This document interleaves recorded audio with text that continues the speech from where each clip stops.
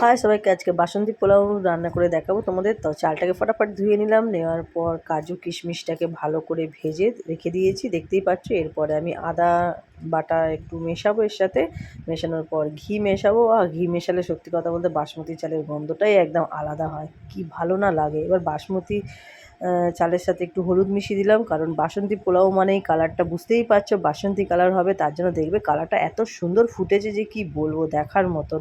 তো ঝটপট করে মিশিয়ে রেখেছি, দেখতেই পারলে কালারটা কত সুন্দর। এরপরে একটুখানি গরম মশলা ভেজে নেবো, ভালো করে ভাজার পর দেখো কালারটা কি সুন্দর, পুরো বাসন্তী কালার। ওফ, গন্ধটাই এত ভালো লাগছে যেন মনে হয় এখনই কাঁচা খেয়ে নিই, কিন্তু কাঁচা তো খাওয়া যাবে না, পেট খারাপ করবে, তার জন্য কাঁচা খাবো না। যাই হোক, রান্না করেই খাবো।